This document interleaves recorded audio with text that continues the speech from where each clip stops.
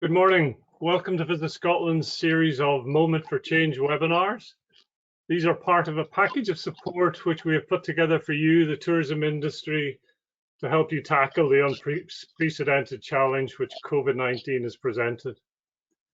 Today, given the announcement last week, which was very welcome, of a possible opening from July 15th, we've turned our focus to returning markets with a deep dive into the hugely important UK and Ireland staycation market. Our presentation will be presented by our colleagues in marketing, Gwen Reyes, Fiona Holmes, and Judy Marrins. But a couple of housekeeping things I'd like to go over with you first. We want as many questions as possible, which we will attempt to answer live at the end of this presentation. Some we'll not manage to get around to, and those we don't, we are going to send you a link to both the presentation and to the answers of those questions, which we will aim to get out to you early next week, early to mid next week. Those of you who might have some audio problems, we've had that on an ongoing basis, just mark it in your questions and we'll try and help you out. In order to ask a question, just let me talk you the functionality of it. On your screen, you should have an orange box, which if it's pointing to the left, if the white arrow is pointing to the left, click on it. You will see a number of options. One is question. If you click on that, you can type in your questions.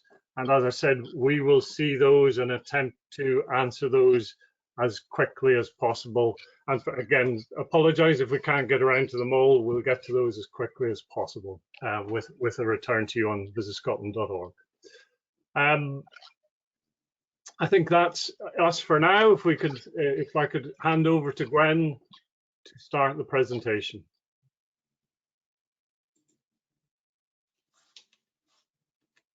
Thanks, Patrick. Today, I'd like to give you a quick overview of what we've been doing since this pandemic arrived, and then share our thinking regarding preparation for recovery. But first, the reality of the situation. It's a fast-changing situation.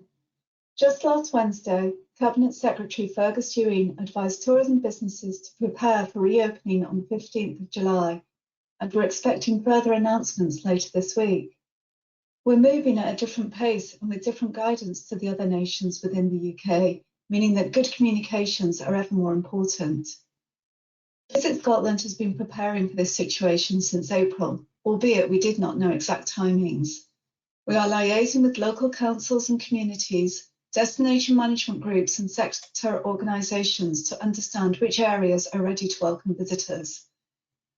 We've been sharing best practice and insights from around the world via our weekly market intelligence report. We've been continuing to keep Scotland top of mind with visitors through our work with tour operators and agents internationally, and also our direct consumer activity, including social posts, emails, and new content such as our dark skies and sketching icons tutorials. We have market recovery strategies for each of our key markets, ready to implement when the time is right, taking guidance from Scottish Government at a national level and then local communities. As you would expect, the most advanced is for the UK, and we hope to share these marketing plans next week on VisitScotland.org. So, what was our early response?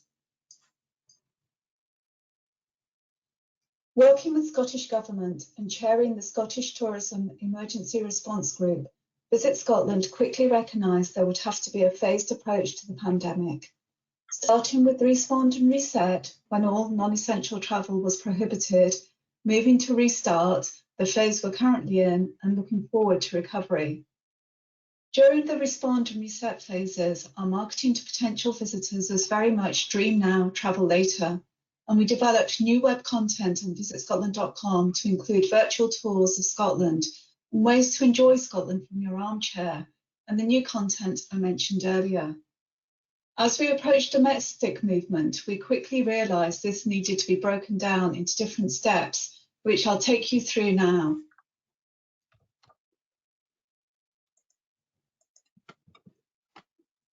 So quite a busy slide, but you can see here that we're currently in the restart phase, where we're still actively promoting the stay home messaging, but hopefully about to enter phase 2. This will be when we promote very local day trips, and we'll be working closely with national partners such as the National Parks and Forestry and Land Scotland, businesses and communities to understand which areas are ready to welcome visitors, and we'll be sharing that information.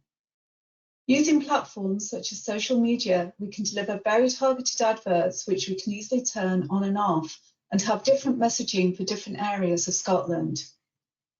As we move into phase 3 from the 15th of July, we'll start to promote overnight stays, primarily amongst the Scots market, but some north of England activity too, still mindful of communities being ready to welcome visitors. And in phase 4 of domestic recovery, we'll be promoting overnight stays and short breaks to the rest of the UK and Ireland. We're working on a similar framework for international markets, and we'll share this as soon as we can. We're still finalising our upcoming marketing plans, which we hope to share with you next week, but I can share with you our current thinking.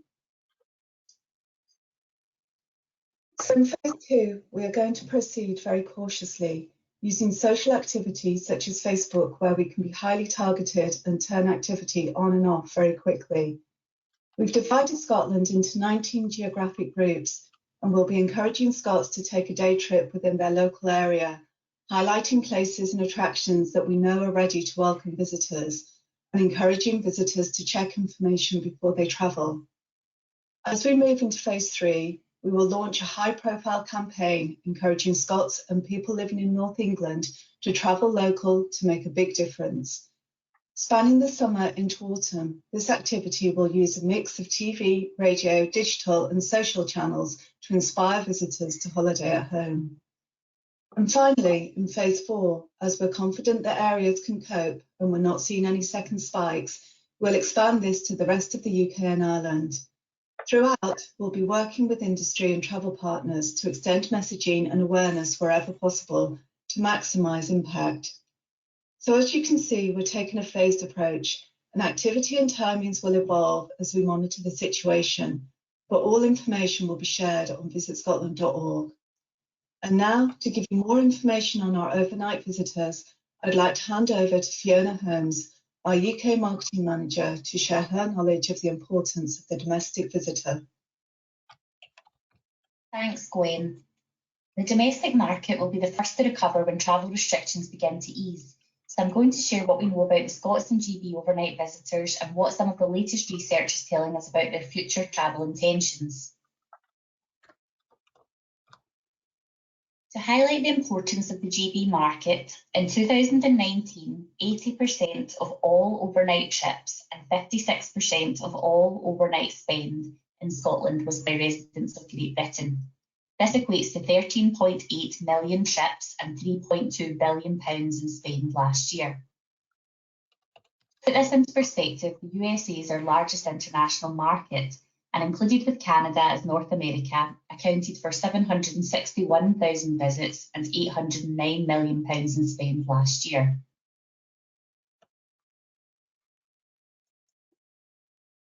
The GB stats include Scotland visitors, so I'm firstly going to go into some more detail on the Scots market for overnight visits. In 2019, 55.7% of all domestic overnight trips and 43.7% of all domestic overnight spend was by residents of Scotland.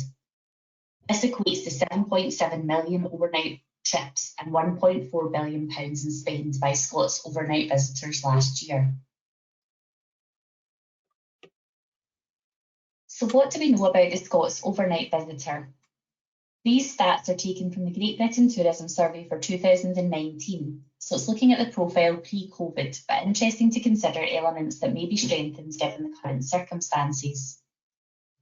We know that the top motivators for Scots to take an overnight break in Scotland are for the scenery and landscape, the closeness to home, and to get away from it all. We know that they are most likely to take a short break of between 1 and 3 nights, although almost a quarter do take slightly longer breaks. And we know seasonal variations in the volume of domestic tourism are much less dramatic than in international tourism. For the current circumstances, it's encouraging to know that Scots already take overnight visits in Scotland year-round. In terms of regions, Scots visitors are also likely to travel more widely across Scotland due to that proximity and closeness to home.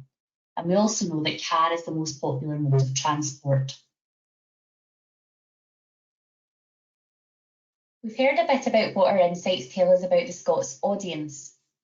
Looking forward, research agency 56 Degree Insight are conducting ongoing research monitoring Scots holiday intention during the COVID-19 pandemic. I'm going to highlight some of the results here, but the full reports can be accessed at 56degreeinsight.com. Post-COVID, Scots are likely to have a preference to travel in private car due to concerns over health and safety on public transport, as well as air and coach. Car was already how the majority of Scots visitors travelled, and when restrictions ease initially, it will allow for social distancing and also give the flexibility for travel decisions to be made or changed spontaneously. Actively avoiding crowds is a change in behaviour that the research is showing, and also the financial implications of COVID is suggesting the cost of future holidays will be important to Scots. Positively, in terms of overnight holiday intentions, Scots have a higher desirability to stay within Scotland than go elsewhere in the UK or overseas, and this has increased over the 2 months of reporting. For their Scotland holiday, they are most interested in countryside, outdoor breaks and self-catering accommodation. And timing-wise, the latest report from the beginning of June showed some were considering a summer break, but majority were considering autumn-winter.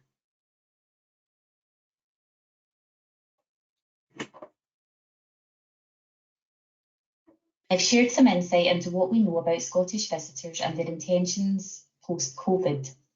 Here are some practical tips for what you can do to reach the Scots market. Adapt your messaging to the domestic audience. For Scots and people who choose to live in Scotland, this is their home, so they won't necessarily see themselves as a visitor. Your messaging and the language you use on your own channels, like your website, Facebook and Twitter, can reflect this. For example, inviting people to explore their local area or find out what's on their doorstep. This is an opportunity to reconnect Scots with Scotland. You should also consider collaborating and supporting other local businesses to highlight the wider regional offering. A trip will become a more appealing proposition if there's a few things on offer. Scots will think they know Scotland, but you know your area much better, and especially in the current circumstances, what's going to be open and any changes to opening hours. So it's good to cross-promote other businesses in your area and also keep your website and other listings like Visit Scotland and Google Card up to date. The UK market, especially Scots, are motivated by value for money. There's some great quality experiences across Scotland, so use that quality offering and any unique selling points of your business to promote visits. The current circumstances will also have created job insecurity for a lot of the UK market, so highlighting value for money or the perception of it will be key. For example, accommodation providers offering breakfast as part of the stay can be seen as added value. Moving on to the wider GB market, what do we know about our visitors? After Scotland, England is our biggest market in terms of visitor volume and spend, in particular the regions of London and South East, North West, Yorkshire and the Humber and the North East. In terms of motivators, for a Scotland break, the GB market are driven by scenery and landscape, if they've holidayed before and want to return, and our history and culture. They tend to take short breaks, with 62% visiting for 1 to 3 nights last year, but 30% did take longer breaks of up to a week. We know that they are interested in sightseeing, visiting historic houses, stately homes and castles, and taking short walks. Included here are the top 5 most visited regions by the GB market for overnight visits last year, and also what time of the year they visited. GB markets are likely to travel widely across Scotland's regions and visit out with the main season, as we can see with 41% of visits between October and March last year. To look at our overnight visitors in more detail, we can break down by life stage. This information is a 3-year average from 2017 to 2019 for the GB market. What we can see from the first chart is that empty nesters, those 55 plus with no children in their household, travel the most in Scotland, generating 37% of all domestic overnight visits and 38% of all domestic spend between 2017 and 2019. At 3.6 nights per trip, their average length of stay is the highest across all life stages. Families, those aged 16 to 54 with children in their household, account for the second highest number of trips and expenditure, despite their lower average spend. While pre-nesters, aged 16 to 34, and older independents, aged 35 to 54, both with no children in their household, do similar amounts of travelling, older independents tending to stay a bit longer and spending more money during their trip. On the second chart, you can see that cities and large towns were the top type of destination for visitors of all life stages, attracting nearly half of all domestic overnight trips between 2017 and 2019. Empty nesters account for the highest number of trips to each type of location. Pre-nesters, those 16 to 34-year-olds with no children in their household, had the highest proportion of city large town trips, 54% of all their overnight visits. Unlike other visitors, they travel more to countryside than to small town locations. Overnight trips of families and older independents follow a similar pattern in terms of destination type, but families are more likely to undertake a trip to the seaside. This last chart shows that visitors from all life stages travel to Scotland mostly to go on a holiday. 56% of all overnight visits between 2017 and 2019 were for the purpose of a holiday. I wanted to include to show the importance of VFR, as between 2017 and 2019, 28% of all overnight visits from the GB market were to visit friends or relatives.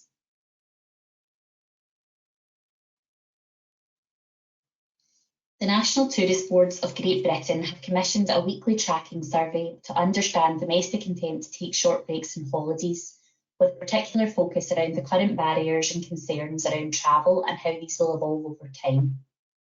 Key changes in behaviour identified include avoiding public transport and choosing to travel in a private car, reluctance to book air travel or travel internationally due to the potential quarantines, avoiding busy places and being very aware of social distancing, and hygiene will of course be a top priority for visitors.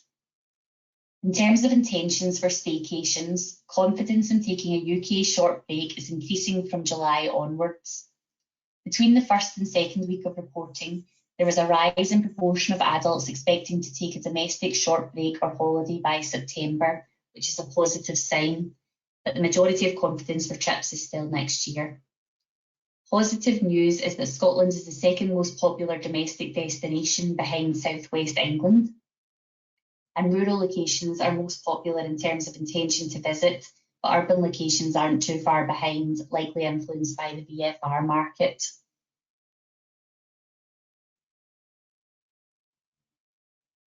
Thank you, Fiona, for sharing more on what we know about the Scots and the GB overnight visitors, and what some of the latest research has been telling us about their future travel intentions.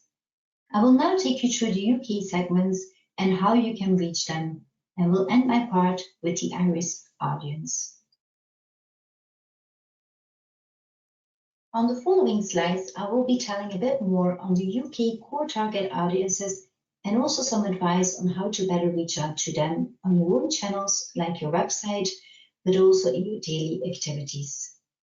Firstly, we have the natural advocates. The natural advocates are between 35 and 54 years old. 27% of them still have children at home, and you can also see the split of where they're coming from. The UK and also Scotland, so 59% from the UK and 35% of them are coming from Scotland. Scotland tends to be their main holiday. It's all about reminding them of the diversity of Scotland. They're likely to return to Scotland and tell their friends. They are likely to have a decent basic level of knowledge of Scotland, so focus on enriching their existing notions. Rigid itineraries should be avoided, as this segment tends to like to disconnect and get away from it all. They are likely return visitors, so remind them of the diversity of their experiences. The second segment are the engaged sightseers, slightly older in age, 55 plus. They tend to stay longer because they have the highest number of bed nights across a whole range of accommodation. You can signpost things to do in your area and cross-promote with other local businesses, such as local castles, monuments, parks, museums, and galleries. They will tend to avoid thrill-seeking type activities. Allow the engaged sightseers to go deeper than just a whistle-stop tour, so they can be more engaged. Like visiting local bars and food are a great example of where this traveler can get a grasp of the local experience. The adventure seekers tend to be younger in age, under 35 years old. Their holidays are packed with sports, outdoor and cultural activities. You can promote a total solution of an area with emphasis on outdoor experiences. Utilize Scotland's range of outdoor activities to promote the diversity of offerings. Remember that while the adventure seekers tend to enjoy adventure sports, they're not only limited to it. Walking and other activities that take them away from it all can also be viable options. Culturalists. Mid-age range between 25 and 54 years old. They're above average holiday takers and also the highest spenders. Promote a range of local food and drink offerings. They will be less likely to be adventurous than other segments, and look for historic attractions and breathtaking scenery. Food and drink may not be the driving force for this segment, but a factor that helps them get the most out of the area. Make sure your story shows the complex experience of your area. This traveler will utilize user-generated reviews, so ensure your business and offerings are on the relevant sites and ask your customers to leave reviews. As such, they will be educated on arrival to a degree.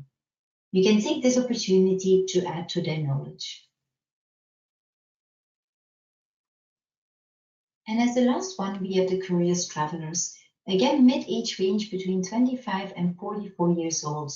They are above average holiday takers and they like variety and immersion. You can tell the local story, enable the curious traveler to learn about the local culture and offerings.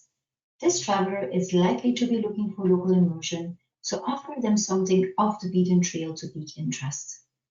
This traveler will pack a lot into a trip and seeks activities and experiences that pique their interests. So now you've seen the core UK target audiences, and we've also given you a few examples on how you can better reach them.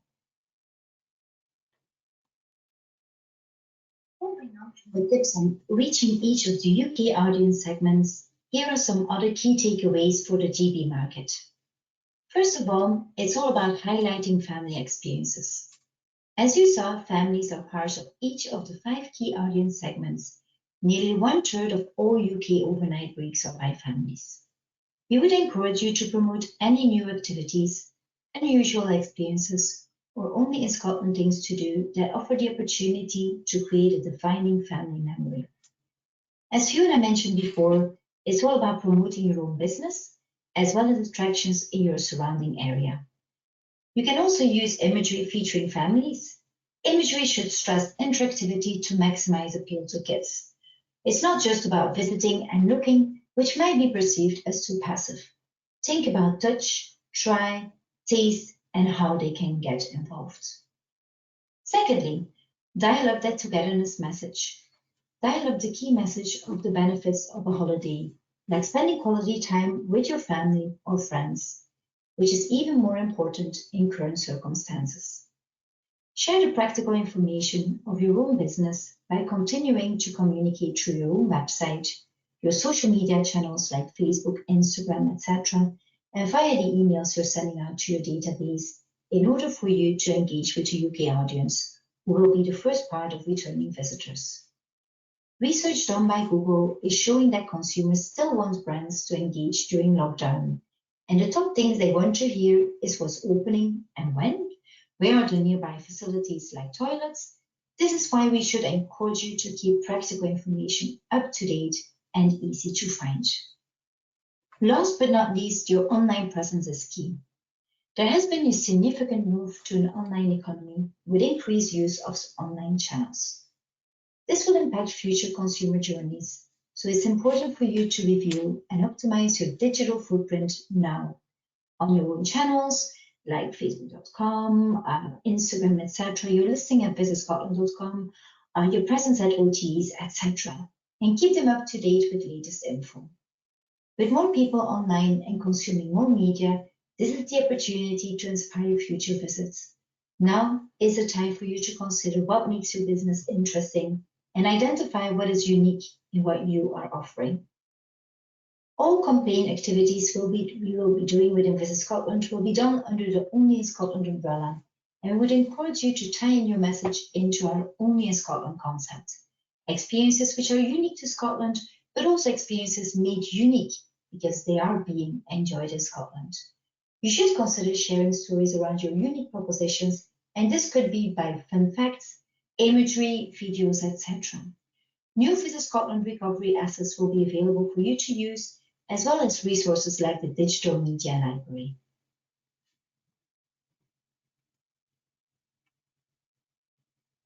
Now that you have heard more about the UK visitor, it's time to move on to the Irish visitor. We have not specifically targeted the Irish market over the last few years due to the rather small volumes of spend and visits versus our other overseas and domestic target regions.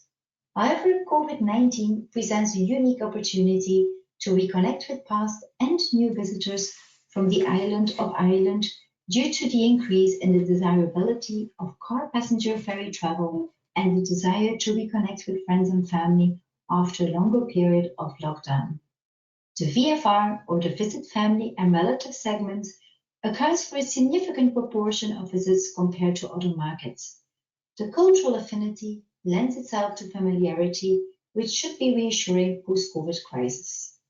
On this slide, you can see the split between the Republic of Ireland and Northern Ireland, both for the holiday visitor numbers as well for the VFR visitor numbers.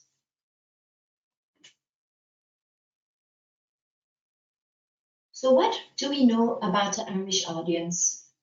Our segmentation for Ireland is slightly older, naming from 2009. It breaks the Irish audience into 3 key segments.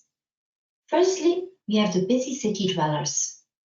These are the successful professionals living in cities, both with and without children.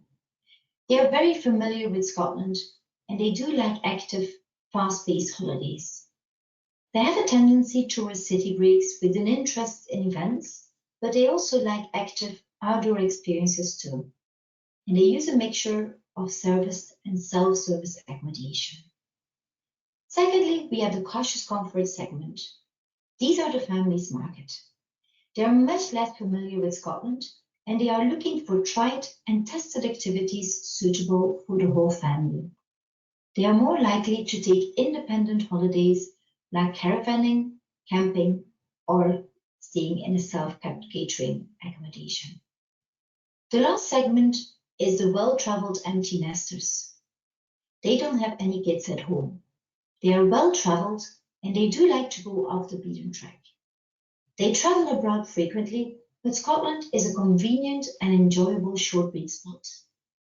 They like luxury products and services, and they love to indulge in travel experiences.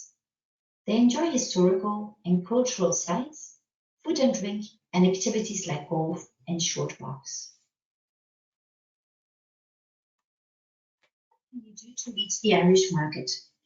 There are some great direct access links from Ireland by ferry into the south of Scotland and by air direct to Glasgow, Edinburgh, Aberdeen, and Inverness. Via your own channels, like your website, you might want to share practical information on how easy it is to get to your business from these main transport links. As we saw in the previous slides, the VFR market makes up a high share of our Irish visitors.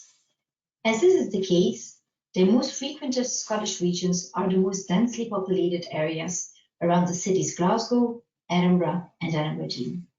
It would therefore be beneficial to highlight any City Plus messaging where appropriate, to show how close and easy it is to explore other regions while staying in the cities. Also with VFR, there may be multiple generations that are meeting, so showcasing how your business can be enjoyed by family and friend groups of different ages would be beneficial. And last but not least, Ireland and Scotland have a very close cultural affinity. This reassurance and familiarity could be a good selling point post-COVID-19, where consumers will have a greater focus on trust. Also be aware of the euro exchange rate for Republic of Ireland, which you could easily highlight on your own website as well.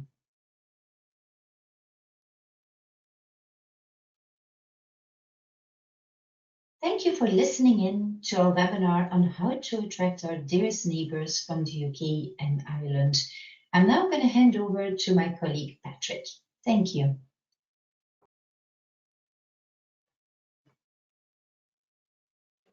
Hi there. Thanks again. I hope looking at the questions that have been coming in, I think you've got some good value from this. Andrew, if you could change to the next slide. What's clear is that we're opening from, well, possibly opening from July 15th. And whilst this marketing is, it's important that we put across to you our thoughts on what we're doing and our strategies.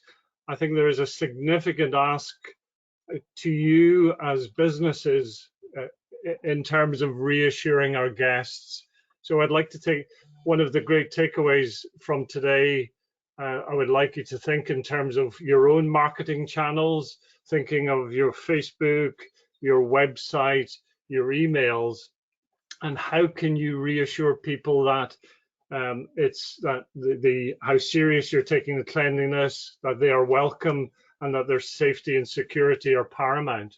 But also utilizing your channels to, of course, convert people from planning to actually book. And these are some really good examples around all of those topics. So the Ness Walk Hotel in Inverness, which is a 5-star hotel, have done a really amazing manual to reassure their guests in terms of their user journey, the cleanliness, how they will be met at reception, what happens with their housekeepers, what happens with the room in terms of sealing it. But even more importantly, as soon as you go onto their website, there is a pop-up which reassures the visitor that they are taking COVID seriously. So have a look at that. I've also put up an example of the Creef Hydro family hotels who have sent an email out to their database, which I think is smart. So what they have done is they've done a bit of research with their database, asking what's the most important things to those visitors, what do they choose? And the two most important things I said was their location and the activities you can do. And down below that email, they've put some really great local walks that you can do in the area. They've also added in some pieces of reassurance around what they are doing about safety and cleanliness. And also, very interestingly, they are putting across a very strong message about how flexible they will be around cancellations, just to encourage people who might possibly take holidays early on in the unlocking of things. So they're making sure that those customers are very comfortable to book, knowing that they'll either switch or refund or allow cancellations in an easy and convenient way. And these are important things. And one other one which we might not think about is our reputation management. So cleanliness will be so important in our TripAdvisor ratings. I noticed a listing on booking.com today which highlighted the very high cleanliness score that they had as part of their overall reputation. So go back home, have a look at all of the sites that have got a reputation for you as a business, and make sure that you're aware of and how you can improve that score going forward. And a nice quirky one In terms of further channels, this was a post that was done on Facebook by the Gin Bothy and Lambs, and it combined two things. It turned it into a bit of humor. So the July the 4th, they've changed into Gin Dependence Day. So a little bit of a quirk, and great that that's available there as something that can be done locally when people book and stay, because that will be another concern of our visitors, is that although they might be able to stay in accommodation, they want to also be very comfortable that there are some things they can do, and that's a great example. If you could share that, if you're local enough to say that here's a property that's opened, and they've also fitted in their script, in their design. You can't see it on the screen itself, but there is some reassurance in terms of what staff are doing when you arrive, how to get there, and you might go there by bike. So some nice examples of what you can do to reassure and also market to people. And there's a second slide here where, again, if you could change the slides, Andrew, where three other businesses, again, it's the Edinburgh Food Walking Tours. They've used their website to explain a little bit more about what's happening, the reliance in terms of when they think restaurants will open up, and then they'll be able to do their tours. Nail Limits have also, Nail Limits, who are based in Perthshire, have also put up a reassurance message in respects of what and how you can do to enjoy their particular products. And again, Forestry Land have on their website have done a 3-step approach in terms of that reassurance. So book with total confidence, clean and safe for your peace of mind, and something to look forward to. So there's that welcoming message as well. So those are a couple of things, some takeaways and some actions that we would like you to help, and will help yourself, of course, in terms of converting bookings by showing that reassurance. So whilst I've been talking, we've had some questions coming in, and if there's any others that you want to ask while we're answering the first ones. So if I could ask our first question, which I'll ask Gwen to respond to. It's a fairly straightforward. How valuable do you think Instagram is as compared to Twitter or Facebook? And that was from Christine Ward. Hi, can you hear me okay? Yes, Gwen. Great, thanks. Yes, it really depends on what your audience, your visitors are using. So each of the social platforms have an important role to play, but really it's about using those platforms that your visitors are using. So some people prefer Twitter, some people prefer Facebook, and some people prefer Instagram. There are trends in terms of life stage, age, that sort of thing, which we can share further information on. I don't have the data to hand here, but generally, as a rule of thumb, I would say it's probably best to be in all of the platforms if you're able to manage that, and then that way you are making sure you're covering all your different visitors and their preferences. Thanks, Gwen. Here's something that's more around car parks and public conveniences, which is, of course, is really important to community harmony for our visitors. So this is from Jim Finley. Even in June and July, what will be the status of car parks and public conveniences? This is essential for community harmony towards visitors. Gwen? Yeah, so this is one where obviously Visit Scotland doesn't have any direct control over, but it's something that we're working very closely with those landowners. So whether that be local authorities, whether it be the national parks, whether it be Forestry and Land Scotland, to encourage them to update their information and share that information, and then obviously we can signpost people. Certainly one of the things that we're looking at is encouraging visitors to know before they go. So we're going to be encouraging them to do a little bit of research online before they head off, or to ring get in touch with local people, the Visit Scotland Eye Centres, just to find out what's open and what's not. You know, we've all seen the scenes of car parks being overwhelmed and people parking on grass verges and things, and that doesn't do any of us any good. So again, yourselves, you probably have ears to the ground as well. So if you know a car park's open, or indeed if a car park's likely to become quickly overwhelmed, that's information that you can share as well. So it's really about that information sharing and you know, letting people know before they go. Excellent, Gwen. And Sue, just looking at another, it's Sue Crossman asks, slightly playing devil's advocate here, but if capacity is much reduced and there's demonstrably pent-up demand, do we actually need to use paid budget to encourage day trips? Won't they do this anyway? Thanks, Sue.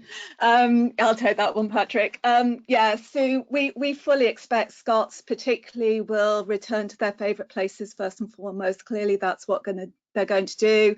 You know, I think everybody on this webinar have somewhere they want to return to quite quickly, whether that's a favourite haunt or to visit friends and family. But we also know from previous research that quite a lot of Scots don't actually know what's on their doorstep, what's on their back door. And you know, from previous research, we've seen that there's lots of places, lots of attractions that people aren't actually aware of. And that's what we're looking to do here. We're looking to identify those places that have capacity, they are ready to welcome visitors, they've got the necessary measures in place. And we'll start sharing that information initially very locally with Scots. So, you know, keeping it to those really targeted areas that we spoke about, but then sharing it more widely as things begin to ease a little bit more. But that said, the majority of the budget for the domestic spend will be going south of the border. So we recognise Scots have an important part to play. As we've demonstrated in the previous webinar with day trips, you know, it does bring a lot of money to the economy when, you know, cafes and restaurants and shops and attractions are able to open again. So it's a really important first step. But obviously the higher spend comes once we get these overnight stays coming through. So it's a balance of both. Excellent. Thank you, Gwen. This is one that I'm sure is of interest. So do we have any insights on whether the UK and Ireland markets would book directly or via a third party? And I think that's a question that's really important from the perspective of the experience over this challenge.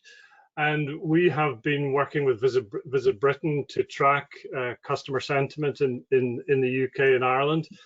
And what has come across is, yes, this market will book direct, but what was also, and perhaps it's not surprising, in the very early stages, there's still a high likelihood of booking using third parties. I think at least 30% indicated that they would book using a third party, and part of that will be the reassurance that these large platforms have, that visitors have a comfort. So I suppose in summary, therefore, we need to consider that sort of balanced approach in respects of how we sell our product. Here's another one.